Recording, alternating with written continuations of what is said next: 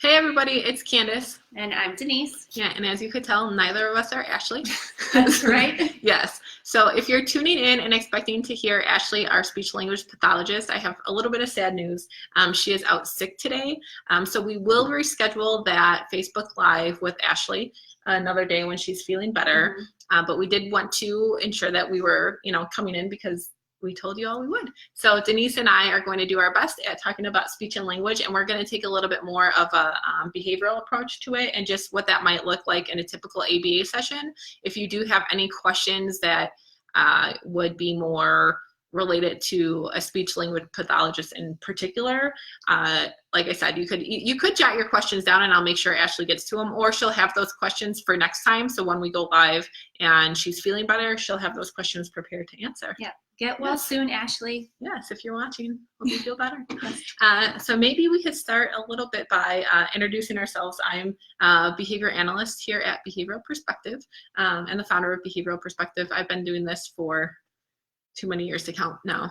Yeah. So one of my favorite things to work on, of course, is teaching children language and how to communicate. And that's a very large portion of what we do with the majority of clients we work with, no matter what age. And if you could just give a little bit of your background and maybe talk about language. Yeah. So I work for Behavioral Perspective, but I'm also a parent of a child with autism. And my son, when he was diagnosed with autism, was nonverbal. And we've had a long journey with communication and have tried several different things over the years, and ABA was instrumental in increasing his communication skills for sure. We did have speech and language therapy as well, but I will comment today on our experience with ABA. Well, and if you have any comments on your experience with speech and language, they're welcome. Yes. So I do know that I like to recognize with other parents that have children on the spectrum that when my son started services with early intervention and ABA, I was always so amazed at what the therapist could get out of my child. But at the same time, too, it sometimes would make me feel bad as a parent that I couldn't get that out of him. And there is that emotional reaction. So I'm just letting you know that that's completely normal. I think we all go through that. As happy as you are that your child is learning new skills, it also is kind of like, why can't I get that out of them? But as you start working more with the therapists and learning from them and implementing some changes in your home, then you will have more success with increasing the communication that you can have with your own child. So just give yourself a break and take a deep breath and keep trying. Definitely. Yes. Yeah. Yes. Yeah. Yeah. So just reflecting on, a lot of the kids that I've worked with and coming into new situations, especially when they're younger and maybe sometimes early diagnosed or, not having language yet, we get a lot of questions from parents too of, will my child ever talk? And I usually tell parents right up front that I don't have a crystal ball, unfortunately, so I don't know the answer to that question. But what I do say on the bright side is we can work on functional communication. So in whatever shape that may be. So sometimes it is vocal language, and we have quite a few kids that may start services and not have any ability to communicate vocally or with words, but after some services they're able to, and that's phenomenal. We have other kids that might use an assistive communication device, so an AAC, and Ashley could talk more about those differences when she's better. But that's typically, there's lots of those out there these days, but most commonly on iPads or some sort of tablet and an app where they'd be able to push a button and it would speak for them. And those could be pictures, icons, words, etc. PECS, the Picture Exchange Communication System, is a low-tech version of that. So with pictures printed out, and those could be, again, just icons. So just like a line drawing of a banana versus an actual picture of a banana, to be able to request those items. And sign language is another one too that sometimes we'll start with. And sign, typically when we start with sign, the goal is to increase the vocal language and just use those motor movements to help with the vocalizations. And then at some point, I think the conversation becomes, if we're not getting vocalizations, do we want to continue with sign? Do we want to look at exploring PECS or AAC? What's realistic for that family? What is the family willing to learn? What's realistic for the community? So when that child is in school or out in the community or what have you, what will be the most accepted form of communication, because we want that child to be able to communicate with as many people as possible. That's right. Yeah. And this takes me back. I remember we had a speech language pathologist who's an expert in AAC communication come and talk to a group of parents once. Oh, yeah. And I think sometimes parents are hesitant to try an AAC device because they want their children to talk. But she was very clear on that generally, if a child is going to be able to learn vocal communication, an AAC device should just facilitate that. It's not going to be a one or the other. Right. So she was very clear that, you know, an AAC device shouldn't be seen as like giving up on vocal language, but they can really complement each other. Definitely. And we actually started, when my son was very little and first diagnosed, we started with PECS. Okay. And the BCBA we had at the time, because he was so young, he was 19 months old, we did start with actual pictures as we were working on him starting to ask for some of the things in his day-to-day. Right. So it was the specific foods he ate and some specific toys in our family members. And we started very, very small just to get him to start asking for things or expressing a few wants and needs. Because at that point, he had no way of communicating to us that he wanted or needed anything. He didn't point, he didn't drag us to anything, and he didn't speak. So that was where we started with communication. Right. That's a good start. Yeah. Yeah. And that brings us to where do you start? So typically a BCBA or even a speech language pathologist would look at what sorts of things are in that child's environment that they need to have access to, and what are they motivated for. So if you think about it too, anything that you're communicating on a daily basis, you're motivated to engage in that conversation. You know, you're hungry, you're etc. So we want to look at what types of things is that child motivated for. That could be food related items, that could be specific toys, it could be certain family members, anything, and we want to start there. And then what we typically look at doing is then contriving situations. So once you have the mode of communication you're working on, if it was PECS, for example, like Denise was just talking about, you're going to contrive situations for, if it was, what were Rocky's, some of his favorite foods? Oh, he liked those Funyuns from Trader Joe's. Okay, so if it's Trader Joe's Funyuns, then that might be something that you have. It's visible to him. They're out. He knows they're available. He knows he can have Funyuns. But you also have the PECS book out. And typically you start with prompting them because it's something new. So we're not expecting to put it out and that the child is just going to know what to do with it, right? We have to model it. Think about how many times a day when with infants and young children that they're hearing communication, and how much language do they have to hear before they're able to produce those words. So we want to do the same, whether it's PECS, whether it's sign, whether it's AAC. We want to ensure that we're modeling that as well, so that they're seeing us as adults communicate with that system, and then they know what's expected. So we might model and prompt then, you know, if you were Rocky, you might prompt him to take the picture of the chip and then hand it over. And typically with PECS, step one, you need two people to implement because they want somebody prompting from behind, so that the person that they're communicating with, also known as a communication partner, is really just receiving the message and not doing the prompting as well. So that's where you would start with something like that. The other thing to add is it's never too late to start. So we do work with young adults that sometimes will come in with a communication system, but it might not be very functional. So they may have an AAC device, but they're not using it. We really need to look at why that is. Do they have the skills to use that device? Does the device have, you know, too many options on it for them?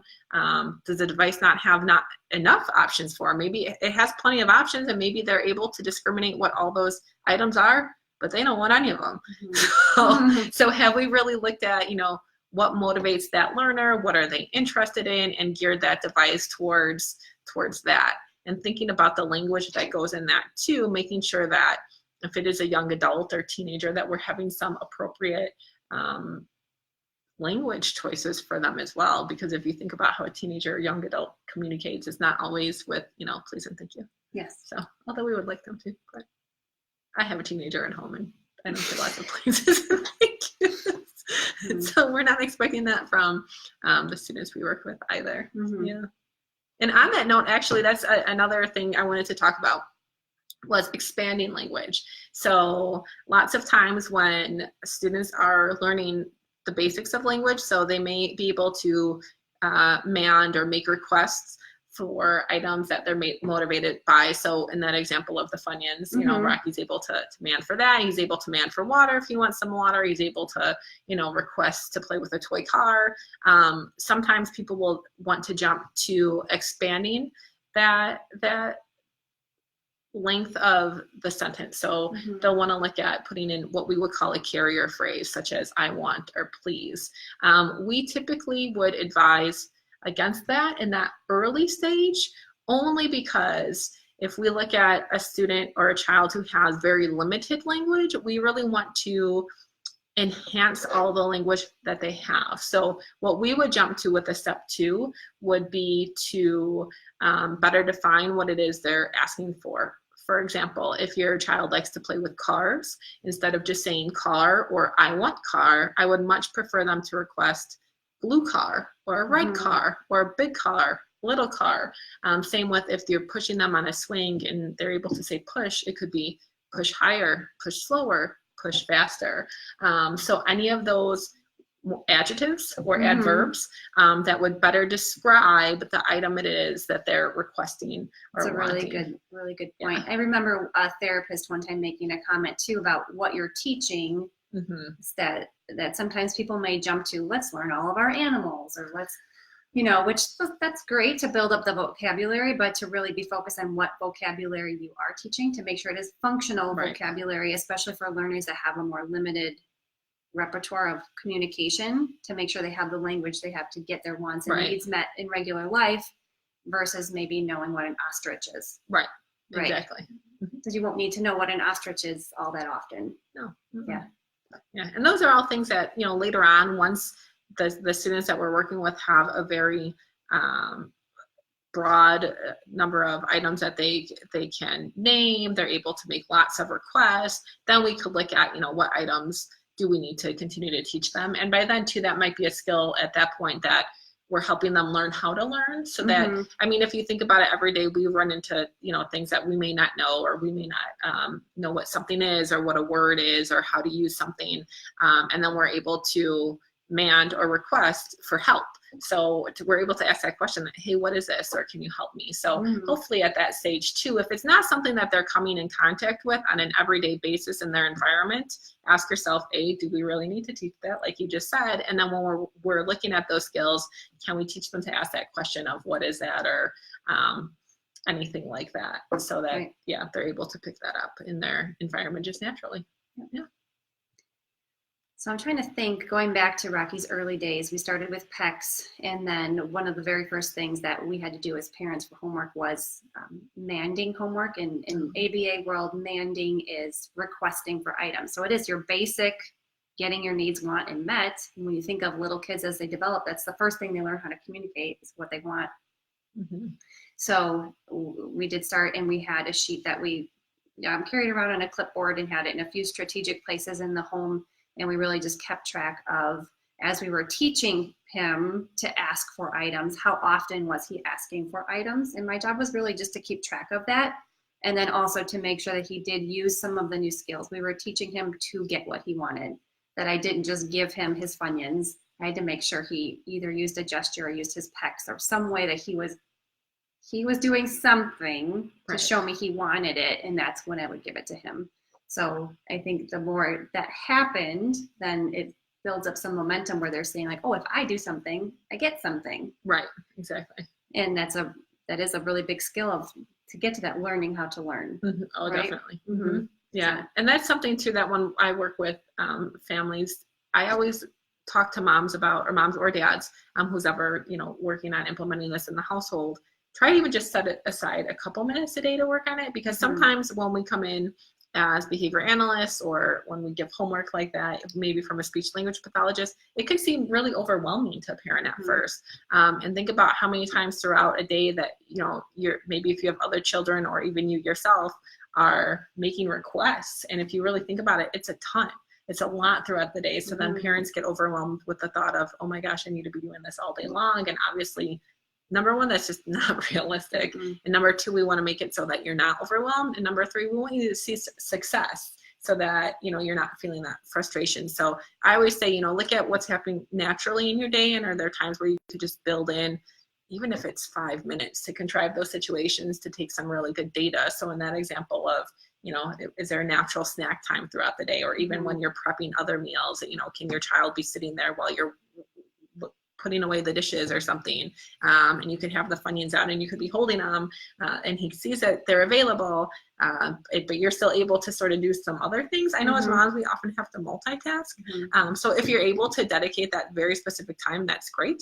But if you have to multitask during some of these times, don't be hard on yourself either. I think the important, the kitchen is a good spot. The kitchen is always a good spot. The kitchen is a good spot because you're there a lot. Everyone needs to eat. Food is very motivating. So I think if anything, if you can work on some communication skills surrounding their favorite foods, that's a really logical place to start. Yeah, and the other thing to keep in mind too, now that we're talking about it, is remembering that it doesn't all have to be a demand. So when we go from, however your child was accessing those items before to now we're wanting to teach this communication skill, what we don't want to do is make it aversive. So make it so they don't want to do it because, okay, now this is 10 times harder. It's frustrating. I have to do all this stuff in order to get Funyuns. It's no longer fun for me. And then sometimes what you see is some other problem behaviors crop up, whether that's, just whining, tantruming, etc., because they're frustrated that they have to engage in this new behavior to have access. So you want to give freebies. You don't want to hold every little tiny piece of Funyun, away and ensure that they're requesting it. You want to give freebies here and there. You want to, what we would call differentially reinforce.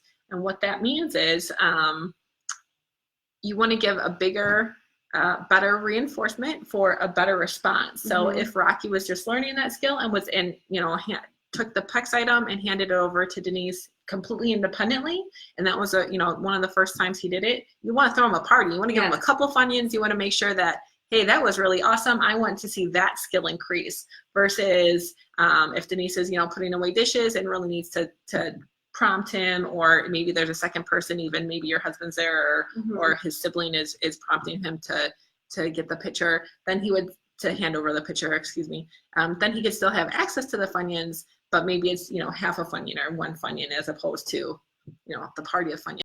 Right. So you're going to see like, wow, when I do this thing independently, right, I get a lot of Funyuns. So. And then keep in mind too, that we still want to really have an environment that's full of language. So other times that you could be working on language is, during any type of play. And I know you did a Facebook Live not that long ago about play and how sometimes it's hard to join in play. Yeah. So even if it's just that play where maybe your child is a big stimmer and you're not quite sure how to join in, just talking about what they're doing. Like, hey, that light's really cool, or it's shiny, or like giving the language that you might later want to teach him how to talk about whatever it is that he's doing. Oh, it's that spinning fast, or I don't know. Well, I think too, it's just, I watch the therapists at work and they teach them all how to connect with the kids. They call it pairing. Yes. And I think that I always think of it from my perspective as a parent. I remember those days where I didn't know how to connect with Rocky. I could hug and kiss and snuggle him, but in terms of him playing, he just ran around the dining room table and looked at the side of the table. So it was hard to connect with him as a parent. So like Candace said, like just join in what they're doing and model that language. The therapists do that. They'll be like, oh, I see you're driving a truck. So just kind of talk about what they're doing. Right. They're just going to see that you're joining them, and they should then be reinforced. Like, well, mom's joining me. She's talking about what I'm doing. I don't necessarily have to do this all by myself. Right. And it can keep in mind, again, like I said earlier, if you compare it developmentally, so where they're at with language developmentally, how many times a child has to hear that language before they're able to implement it. So even if, like I said, if it's you just talking about and giving the language to the environment and describing what it is they're doing, how they're playing, what it looks like, maybe even sometimes, oh, it looks like you're happy or excited. And I always try to just say it looks like, because we don't ever truly know how we really know, though. As a mom, you typically can probably have a very I will say well-educated that guess. most of the time my son is stimming, I think he's pretty happy. Yeah. And now that he is verbal, he'll tell me that he loves stimming, and he looks forward to his time where he can stim. Mhm. And he'll be like, I'm going to go stim. And he takes his train tracks or whatever. His new thing is train tracks, and he goes in his room and stims, or goes in the dining room. And when we're at home, we let him stim anywhere he needs to. But we're working on, if we're out in public or at someone else's house, maybe finding somewhere that's a little more private, just because sometimes he does get a little bit large with his stimming. He could run into people Right. or whatnot. So Right. Yeah. That's awesome that he has the ability to let you know that he really enjoys his Yeah. sim. Yeah. Yep. Yeah, and this for you guys as parents, or anyone that does have children that are nonverbal. For my son, now that he is verbal, when he's stimming, he has all this imaginary stuff going on. It's either rocket ships or trains or cars. A lot of times they're crashing. I don't know why stuff crashes, but so he's imagining things as well. So I think that's a really nice perspective for me to have, knowing Definitely. that Yeah. he's doing something. He's Right. not just looking at them. He's Right. thinking about stuff and working out scenarios in his head. So. Yeah. Yeah. Well, even that could be some of the language that you add to it. And it could be, oh, it looks like adding that imaginative play. So if they're just stimming with a train at the side of the table, you know, Well, it that's a could be good like, idea. oh, you know, is that train going into space, or is that train, you know, whatever. Putting that imagination to it. Yeah. Yeah. So if you have any questions, feel free. Now's the time. Both myself and Denise are here.